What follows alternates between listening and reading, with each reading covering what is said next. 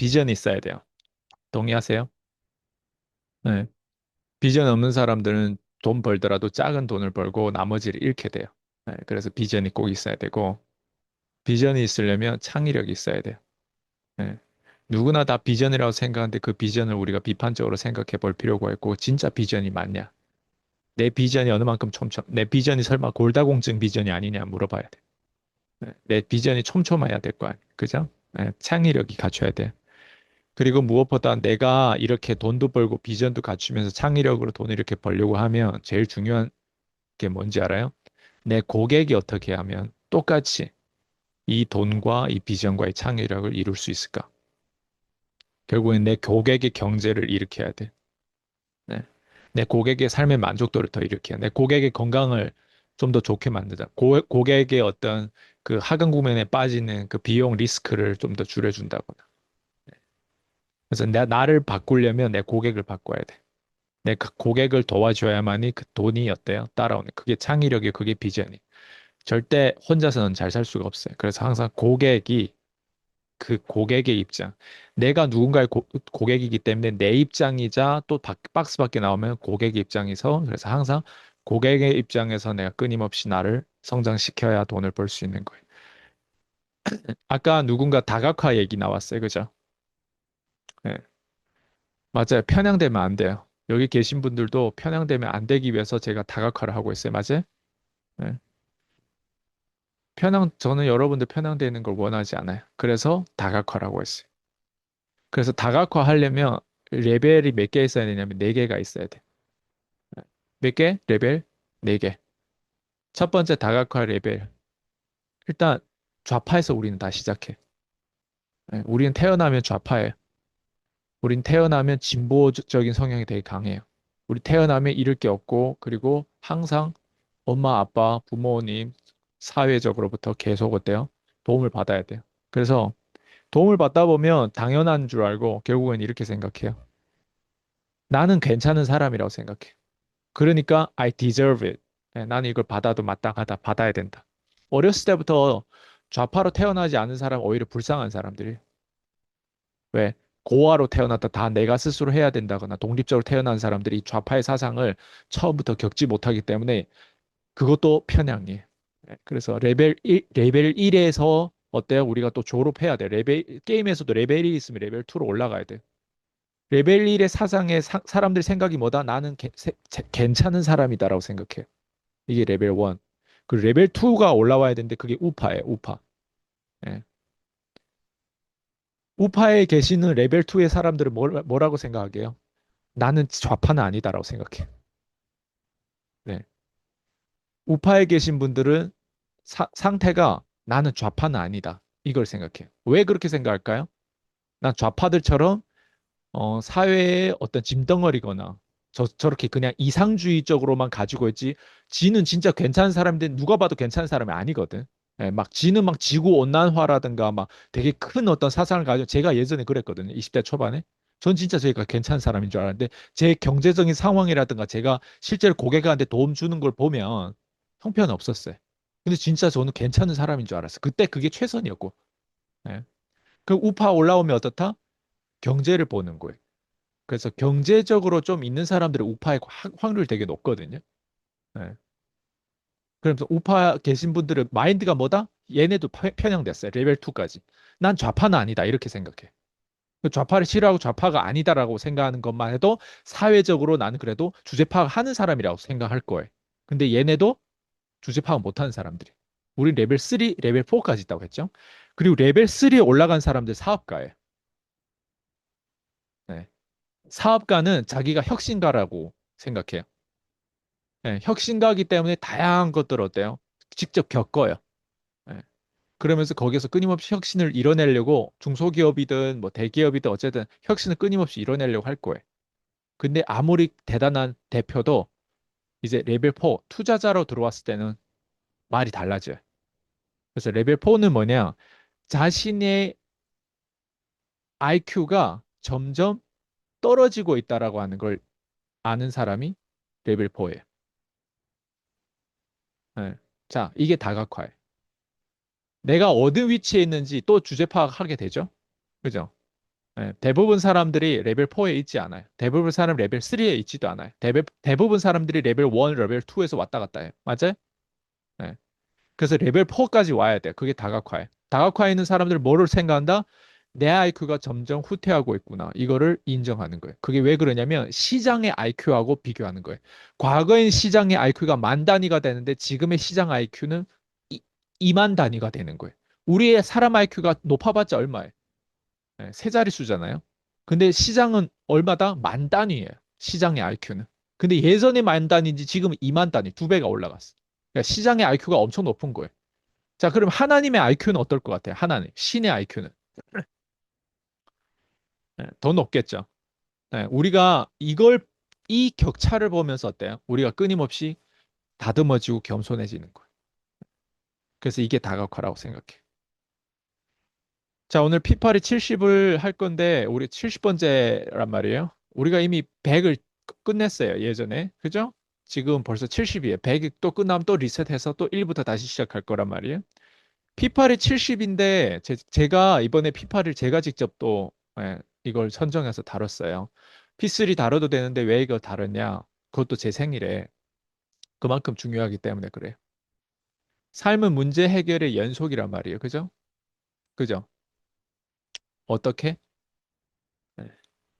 문제 해결은요, 어떤 식으로 해결하는지 되게 중요한데, 문제 해결은 이런 과정과 이런 속성이 있어요. 문제 해결은 오퍼와 거래의 연속이지, 내 마음의 구호와 믿음이 아닌 거예요. 문제 해결은 뭐다? 오퍼. 내가 뭔가 오퍼를 던질 때, 뭐, 거기에 대한 뭐 기회든 사업 제안이든, 뭔가 거기에 대한 상품성이든, 거기에 대한 어떤 오퍼를 끊임없이 던지는 거예요. LG전자가 우리한테 오퍼를 삼성전자가 우리한테 오퍼를 던졌기 때문에 우리가 스마트폰에 어째 오늘은 울트라 뭐 10, 20 이렇게 뭐 올라오잖아요. 아이폰도 17, 18 이렇게 그게 다 오퍼를 던지는 거예요. 이 정도 오퍼면 너희들 어떻게 이번에는 살 수 있겠어? 네. 그래서 그 안에 거래가 이제 이루어지는 거예요. 거래 연속인 거예요. 우리가 아이폰을 써보지 못하면 거래를 그렇게 안 해봤으면 스마트폰, 아이폰에 대한 그 정체성과 거기에 대한 문화를 이해하는 게 어때? 한계가 있는 거예요. 그래서 구매 결정일, 판매 결정이라는 게 되게 중요해. 내가 맨날 쓰레기 제품만 쓰다가 그런 사람들은 맨날 쓰레기만 공급하는 거예요. 예. 다시 문제 해결은 그래서 절대 내 마음의 구호와 믿음 같은 게 아닌 거예요. 문제 해결하려면 뭐예요? 그걸 드러나는 오퍼와 거래를 끊임없이 어때 해야 돼. 그 연속을 계속 해야 되는. 근데 거래를 하지 않으면 어떨 것 같아요? 예. 행동이 거래란 말이에요. 근데 거래를 하지 않으면 믿음뿐이지 가지고 있는 믿음뿐이지 그것 가지고는 안 돼요. 그래서 가지고 있는 믿음뿐이기 때문에 어떻다? 아까 레벨 1에서 졸업을 못하는 거, 편향되는 거. 네가 괜찮은 사람이라고? 그건 네 믿음이잖아. 그죠? 근데 거래를 안 해봤잖아요, 좌파들은. 우파도 거래를 하더라도 다각화된 거래를 안 해봤죠. 그러니까 지는 또 좌파가 아니라고 어때요? 나름 괜찮다고 생각한단 말이에요. 그죠? 네. 그게 거래를 많이 안 해보면요. 이렇게. 여러분, 거래가 어디에 제일 많아요? 투자, 주식 시장에 거래가 제일 많아요. 예? 선물 시장에 거래가 더 많고. 맞죠? 정신 없어요. 그죠? 네, 그래서 꼭 기억해요. 거래. 심지어 거래의 기술이라고 한 책을 누가 썼어요? 트럼프가 썼잖아요. 5분에 하나씩 하루에 미팅만, 전화 미팅이 아니라 얼굴 보는 미팅을 50건씩도 해요. 네. 우린 그래서 얼굴 보는 미팅 트럼프 정도는 못해도 어때요? 전화로 콜드콜을 하는 미팅이라도 그렇게 자주 했을 때 거기서 거래가 일어나는 거예요. 어느 날 이제 저기 조현서 PD님 저한테 문의가 왔더라고요. 남편이 하고 대화를 하는데 이게 말이 안 먹힐 때는 어떻게 해야 되냐고. 내가 나보고 그 조언을 구하더라고요. 그래서 제가 뭐라 할게요? 여러분 같으면 이런 질문을 했을 때 여러분 어떻게 조언을 줄 거예요? 남편은 좀 자기 말이 안 먹히는 것 같다. 이렇게 얘기했을 때 여러분 어떻게 조언을 줄 것 같아요? 안 먹혀요? 어떻게 안 먹히지? 하면서 멘트를 가르쳐야 될까요? 아니면 전략을 가르쳐 줘야 될까요? 아니면 어떻게? 제가 그냥 한마디 했어요. 남편보다 돈 많이 벌면 된다. 동의하시면 손 들어보세요. 네. 남편보다 돈 많이 벌잖아요. 그리고 말이 안 먹혀도 괜찮아요. Doesn't matter. 내가 그냥 남편보다 더 많이 벌면 말이 안 먹혀도 되는데 남편보다 돈을 못 벌기 때문에 내 말이 안 먹히는 게 가슴이 아픈 거예요. 그렇지 않아요? 여자분들 여기 고개 끄덕끄덕 하신 분들 공감하시죠? 그래서 돈을 벌어야 되는 거예요. 근데 돈을 어떻게 벌어야 된다? 비전을 골다공증 비전이 아니라 촘촘한 네? 그리고 창의력을 발휘해야 돼요. 세임 페이지가 아니라면 요즘에 부부 관계에서 세임 페이지가 아닌 부부가 90%예요. 세임 페이지가 아니라면 뭐 해야 된다? 독립적으로 여러분 경제적인 독립을 이뤄야 돼요. 특히 여성분들 잘 들으세요.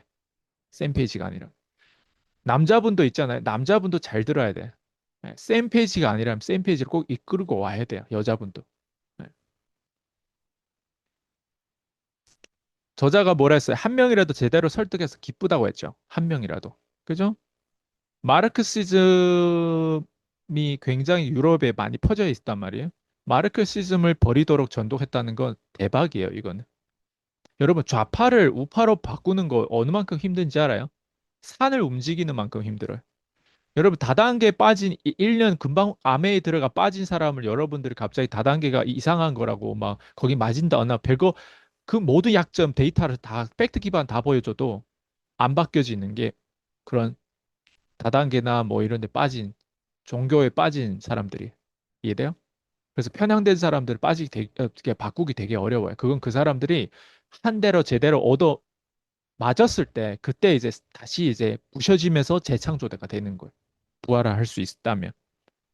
마르크 마르크시즘을 버렸다라고 하는 건 대단한 거예요. 그걸 전도했다는. 그래서 여러분들이 카, 캐톨릭 계신 분들이 개신교로 전도를 했다는 거 대단한 거예요. 캐톨릭에 계신 분들이 얼마나 그 뭐야 마음의 어떤 프라이드가 얼마나 대단한지 알아요? 걔네들 개신교로 전도하는 거 쉽지 않아요. 네. 여기 실제로 캐톨릭 다닌 사람 있네 보니까. 네. 어쨌든 네. 이 시대에 이걸 공개적으로 표현했다? 여러분 이거 쉽지 않아요. 이게 어떤 시대인데? 용기가 필요한 거예요. 내가 용기가 있으면요, 여러분 시대를 타고 어떤 시대 타고나 상관없어. 어차피 우리는 죽을 몫이잖아요. 근데 어떻게 죽냐가 되게 중요하거든요. 공산주의 변명이 뭔지 알아요? 공산주의 변명은 사회주의를 포장하고 사회주의의 변명은 뭔지 알아요? 사회주의 혁명을 위해서 이런 이념을 위해서 자기를 희생하는 게 오케이인 거예요. 이게 공산주의 안에 변명이에요. 자기를 희생시키는 게 오케이. 근데 최악이 뭔지 알아요? 타인까지 희생시키는 거예요. 나를 희생 혼자 시키는 건 괜찮은데 타인까지 희생시키는 걸 합리화하는 게 공산주의 사상이에요. 네. 그리고 공산주의를 어떻게 포장한다? 사회주의를 포장하는 거예요. 공산주의는 딱 들어도 안 좋은 거잖아요. 그래서 사회주의를 포장하는 거예요. 마르크스주의가 사회주의 혁명 명분을 뺀다면, 그러니까 사회주의 혁명이라고 하는 명분을 뺀다면 모든 것이 비관론이래요. 저자가 얘기했어요. 무슨 말이냐? 중산층들이 뭐가 있으면 안 된다는 뜻이에요. 그래서 나라가 잘 사는지 구매력이 있는 나라인지 아닌지를 보면 중산층의 그 나라가 얼마 많은지를 봐야 돼. 예. 그래서 여러분들이 적어도 중산층까지 올라와야 되고 중산층들이 여기 다들 올라와서 그 다음 단계로 우리가 봐야 되거든요. 지금도 이 흐름이에요. 예, 문화 영향력이 아직도 있단 말이에요. 그 문화 그대로 지금 전파됐어요. 그래서 여러분 항상 기억해야 되는 게 자유가 공짜가 아니에요. 자유는 언제든지 뺏겨요. 제가 그래서 어느 만큼 중요하기 때문에 제가 제 생일에 이런 걸 다룰까? 가장 크기 때문에 그래, 이게. 이런 냉소주의는 가장 부유한 국가, 미국이 최악이라고 해요. 저는 미국을 제일 좋아한단 말이에요. 특히 미국의 그런 또라이들을 제일 좋아해요, 저는. 그죠? 근데 미국을 어때요? 최악이라고 가장 부유한 국가의 어때요? 시기 질투의 대상이에요. 여러분들 있잖아요. 조금만 잘 되잖아요.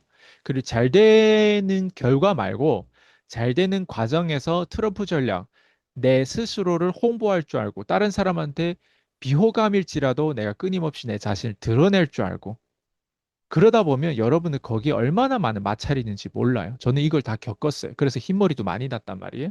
많이 살갔단 말이에요. 네. 제 와이프를 만나고 나서 제가 좀 더 잘생겨진 거예요. 그전에는 훨씬 얼굴에 피지라든가 뭐 장난이 아니었어요. 그 말은 되게 우리가 마음고생 거쳐야 되는 게 되게 많아요. 그걸 내가 20대 때 그걸 다 핸들했다는 게 나도 좀 기적인 것 같아. 다시 뒤돌아보면. 근데 그거를 핸들하다 보면 부작용도 분명히 있겠지만, 근데 적어도 그 아이가 앞으로 잘 클 수가 있어요. 우리는 어차피 잘 커야 돼. 우리 자녀가 잘 큰다는 거에 대한 정의를 나름 각자 내려야 된단 말이에요.